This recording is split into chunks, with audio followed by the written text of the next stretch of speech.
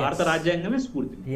మాట్లాడదాం దీనికి సంబంధించి. రైట్, ప్రేమ్ గాంధీ గారు, ఇక ఆంధ్రప్రదేశ్ రాజకీయాలకు సంబంధించి సాదిక్ గారు చెప్పినటువంటి కొన్ని కీలకమైన మాటలు ప్రతిసారి కూడా అన్నీ కూడా నడవు అనేటువంటి మాట ఎప్పటికప్పుడు కూడా రివైండ్ చేసుకుంటూ ఉండాలి, రివిజన్ చేసుకుంటూ ఉండాలి.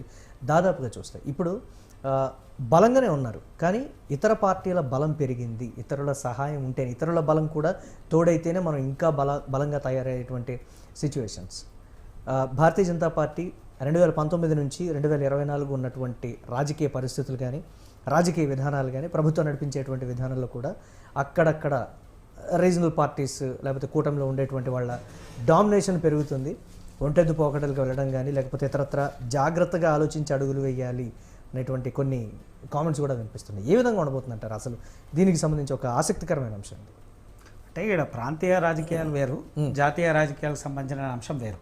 ఒకవేళ మనం ఆంధ్రప్రదేశ్ ప్రస్తావనకి వస్తే, గతంలో ఉన్నటువంటి జగన్ వైఎస్ఆర్సీపీకి క్లీన్ స్వీప్ ఇచ్చారు.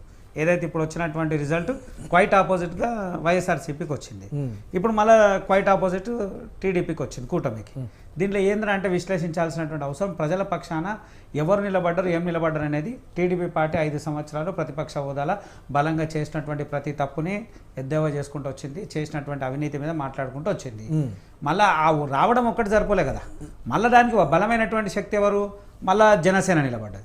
జనసేన నిలబడ్డటువంటి వ్యక్తి పవన్ కళ్యాణ్ గారు, ఆయన వ్యక్తిగత విమర్శలు, కుటుంబం మీద విమర్శలు, లాస్ట్కి ఆయన అస్తిత్వాన్ని దెబ్బతీసేటువంటి మాటలు మాట్లాడి అన్ని భరించి ఓపిక ఒకటే ప్రధాన శత్రువు అయినటువంటి జగన్ని కొట్టాలనేటువంటి లక్ష్యంగా అక్కడ ఎన్డీఏతో లింక్ లేకపోయినా, చంద్రబాబు నాయుడు గారు ఎన్డీఏతో లేకపోయినా, భారతీయ జనతా పార్టీ ఎన్డీఏతో లింక్ మాట్లాడి ఇక్కడ సమన్వయం చేసి నేను తగ్గాను, త్యాగం చేశాను అనే మాట కూడా సంతోషం. నేను ఏమంటున్నా, రాజకీయం అది ప్రజల పక్షాన ఆయనకు ఉన్నటువంటి నిబద్ధత. నిలబడి ఒక నిమిషం. రైట్, ఇక ఏఐసిసి మల్లికార్జున్ ఖర్గే మాట్లాడుతున్నారు, లైవ్ ద్వారా చూద్దాం.